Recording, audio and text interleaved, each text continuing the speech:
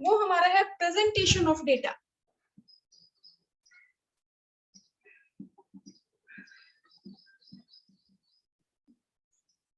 Presentation of data. हमने statistics as a singular noun में उसकी स्टेजेस हमने स्टडी की थी कि there are 5 stages in statistics. First, collection of data.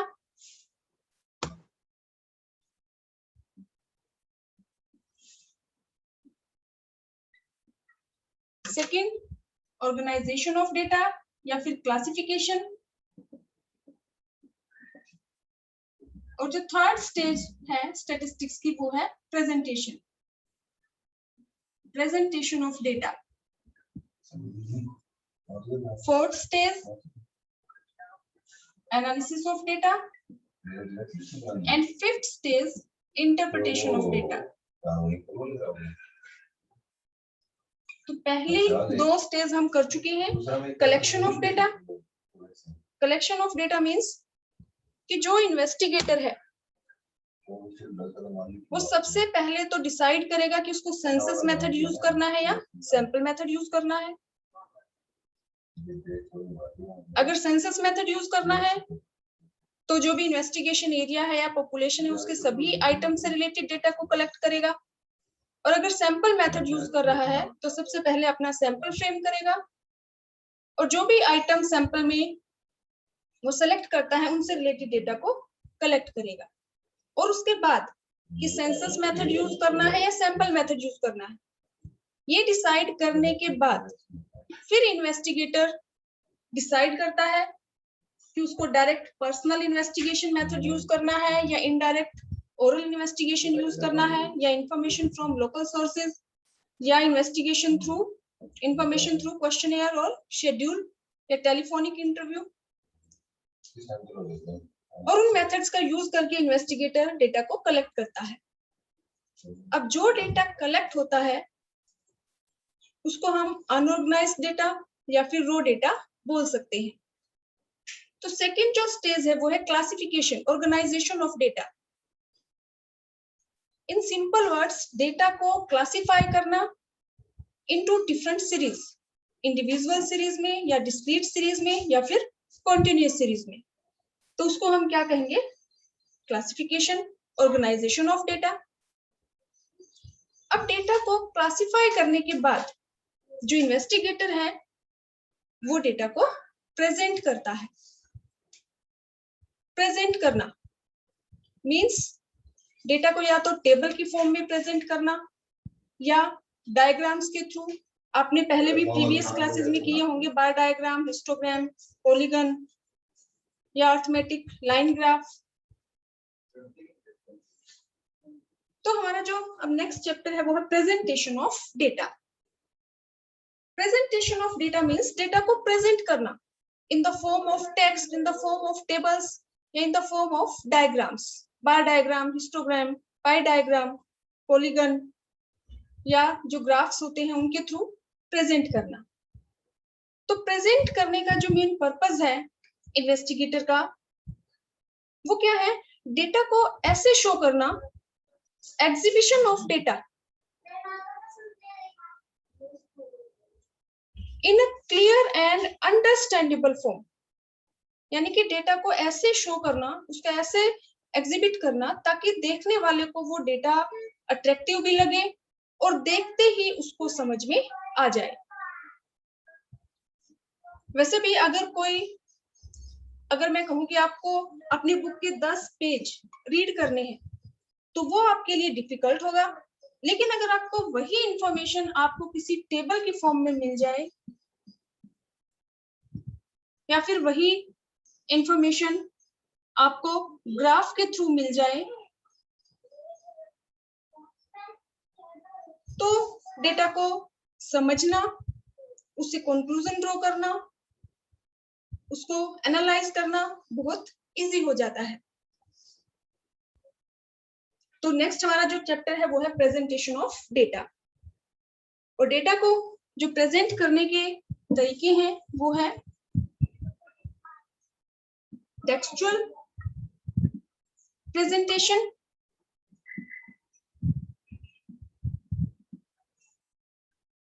Tabular presentation,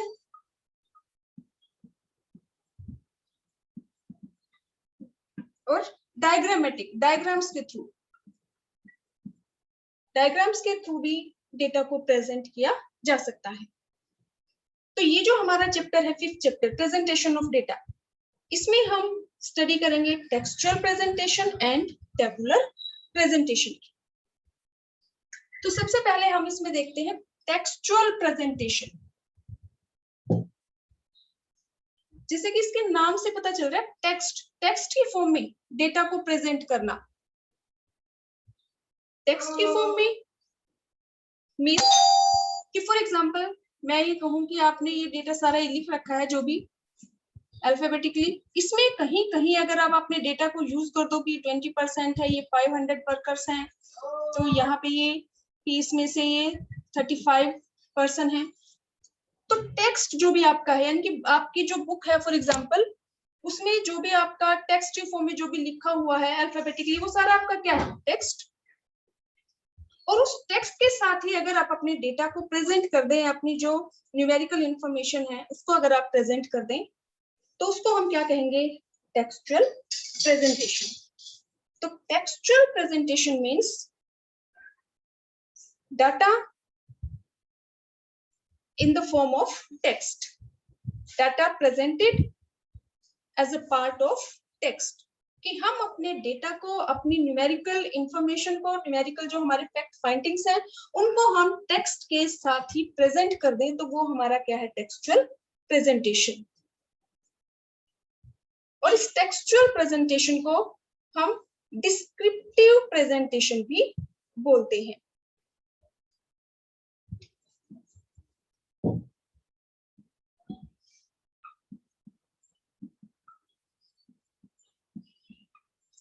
जो टेक्सचुअल प्रेजेंटेशन है means data as a part of text, या data is presented in the form of text is called textual presentation. और ये full description है किसी भी economic issues का, किसी भी इकोनॉमिक प्रॉब्लम का, तो इसलिए इसको हम डिस्क्रिप्टिव प्रेजेंटेशन भी बोलते हैं। फॉर एग्जाम्पल अगर मैं कहूं there are 2000 students in RPS,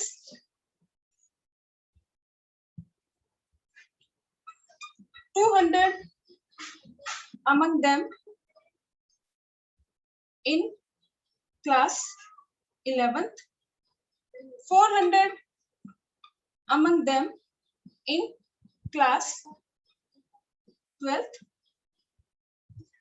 तो ये क्या है, हमने जो भी ये डेटा है, ये हमारा टेक्स्ट है। There are 2000 student in RPS, 20 among them in class 11th, 400 among them in class 12th। तो ये क्या है, हमारा टेक्स्ट। और हमने अपने डेटा को इस टेक्स्ट के साथ ही प्रेजेंट कर दिया, तो इसको हम क्या कहेंगे, टेक्सचुअल प्रेजेंटेशन या फिर डिस्क्रिप्टिव प्रेजेंटेशन। अब जो टेक्सचुअल प्रेजेंटेशन है, इसकी सुटेबिलिटी, टेक्सचुअल प्रेजेंटेशन कहाँ पे बेस्ट रहेगा, तो बड़ी सिंपल सी बात है। अगर मैं ये कहूँ कि आपको कोई भी इंफॉर्मेशन, कोई भी आपको डेटा कलेक्ट करना है, तो अगर मैं कहूँ कि आप ये 10 पेज आपको रीड करने पड़ेंगे, तो क्या आपके लिए पॉसिबल है उन 10 पेजेस को रीड करना? क्या हर कोई उन 10 पेजेस को रीड कर सकता है? वो तो रीड कर लेगा जिसका इसमें इंटरेस्ट है, लेकिन हर एक पर्सन किसी भी इंफॉर्मेशन के लिए इन 10 पेजेस को पढ़ना पसंद नहीं करेगा। तो इसीलिए टेक्सचुअल प्रेजेंटेशन बेस्ट है if data is in small amount. कि अगर हमारा जो डेटा है वो स्मॉल अमाउंट में, फॉर एग्जांपल ये है, ये हमारा स्मॉल अमाउंट में हमारे पास है ये, तो ये टेक्सचुअल प्रेजेंटेशन भी बेस्ट है। हम यहाँ से स्टडी कर लेंगे और हमें पता चल जाएगा कि इसमें 2000 स्टूडेंट है आरपीएस में, जिसमें से 200 स्टूडेंट 11th क्लास में है और 400 है 12th क्लास में। लेकिन अगर हमारा जो डेटा है वो वास्ट है, वेरी लार्ज है, कि हम कहें कि 10 पेज हैं, 20 पेज हैं या 4-5 पेज भी हैं, तो उस केस में टेक्सचुअल प्रेजेंटेशन बेस्ट मेथड नहीं है, क्योंकि कोई भी रीडर को पहले पूरा शुरू से लेकर वो सारा टेक्स्ट उसको रीड करना पड़ेगा, और सिर्फ वही रीड करेगा जिसका इंटरेस्ट होगा उस डेटा में। सभी लोग उसको रीड नहीं करेंगे। तो इसीलिए जो टेक्सचुअल प्रेजेंटेशन है, it is best when quantum of data is small, कि हमारे पास जो डेटा है वो स्मॉल अमाउंट में है। If data is in large amount then it is not suitable, क्योंकि अगर डेटा हमारा लार्ज अमाउंट में है तो हर एक जो रीडर है वो उसको रीड करना नहीं चाहेगा, उस डेटा में इंटरेस्ट नहीं लेगा, क्योंकि उसको शुरू से पूरा का पूरा टेक्स्ट रीड करना पड़ेगा। कोई भी इंफॉर्मेशन, किसी भी इंफॉर्मेशन के लिए उसको पहले पूरा का पूरा टेक्स्ट पढ़ना पड़ेगा।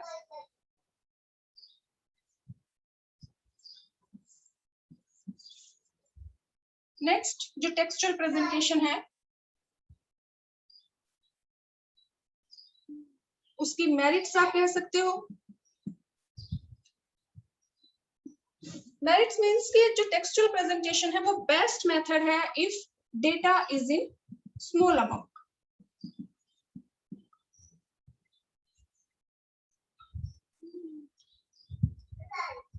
क्योंकि अगर हम कहें कि हमारे पास जो डेटा है वो टेबल की फॉर्म में है, तो उस केस में हमें सिर्फ समरी पता चलती है, किसी भी जो रिकॉर्ड है उसके बारे में फुल डिस्क्रिप्शन हमें टेबल की फॉर्म में नहीं मिलता।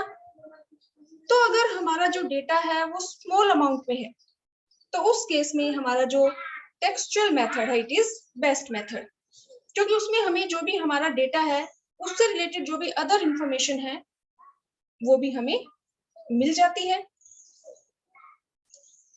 जिससे कि डेटा को कंपेयर करना, उसको समझना, उससे कंक्लूजन ड्रॉ करना और ज्यादा इजी हो जाता है।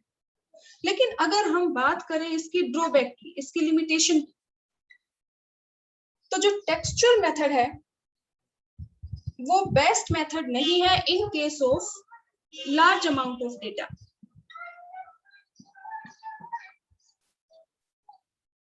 Because the reader has to go through the entire text before getting any quantitative information. क्योंकि अगर जो टेक्स्ट है, जो डेटा है वो अगर लार्ज अमाउंट में है कि हमें पहले उसके लिए 4 पेज पढ़ने पड़ेंगे, तो बीच बीच में हमें कहीं कहीं हमारी जो डेटा है वो हमें गिवन है, तो उस केस में पूरे उस टेक्स्ट को पढ़ना is not very easy for every person.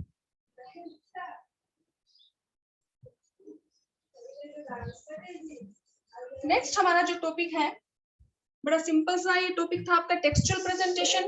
कि when data is presented in the form of text, when data is presented as a part of text, और इसको हम डिस्क्रिप्टिव प्रेजेंटेशन भी बोलते हैं। और इस मेथड का हम यूज कर सकते हैं, बेस्ट है ये अगर आपका जो डेटा है वो स्मॉल क्वांटिटी में है, क्योंकि हमें उसकी फुल डिटेल, अगर हम टेबल की फॉर्म में या डायग्राम की बात करें तो उसमें तो हमें सिर्फ एज ए समरी की इंफॉर्मेशन मिलती है, लेकिन टेक्स्ट की फॉर्म में हमें उसके बारे में डिटेल इंफॉर्मेशन मिल जाती है। लेकिन अगर डेटा है लार्ज अमाउंट में, तो उस केस में जो टेक्सचुअल मेथड है वो बेस्ट मेथड नहीं है, क्योंकि किसी को भी अगर कोई इंफॉर्मेशन या कोई डेटा चाहिए तो उस केस में उसको एंटायर टेक्स्ट रीड करना पड़ेगा, और वो हर एक के लिए पॉसिबल नहीं है। नेक्स्ट जो हमारा टाइप है वो है tabular presentation.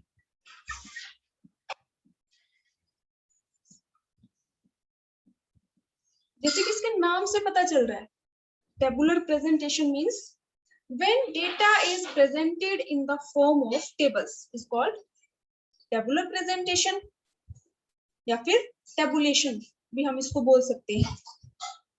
When data is presented in the form of tables, then it is called tabular presentation or tabulation. अब टेबल क्या है?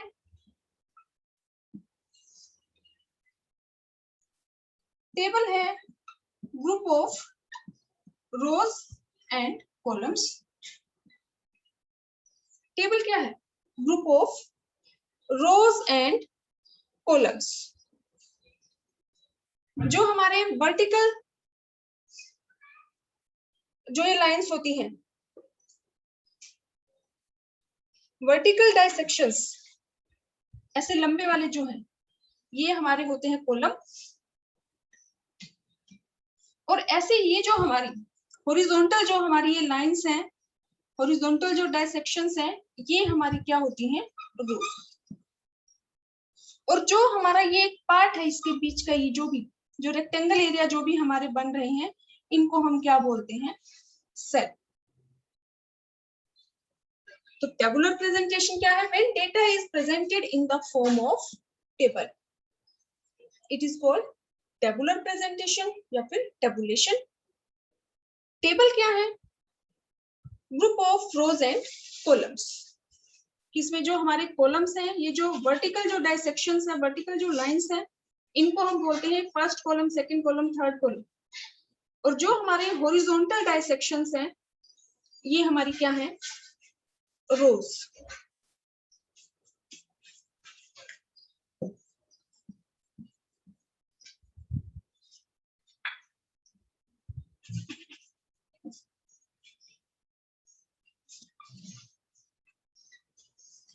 ये जो वर्टिकल डाइसेक्शंस हैं, दीज आर कॉलम्स।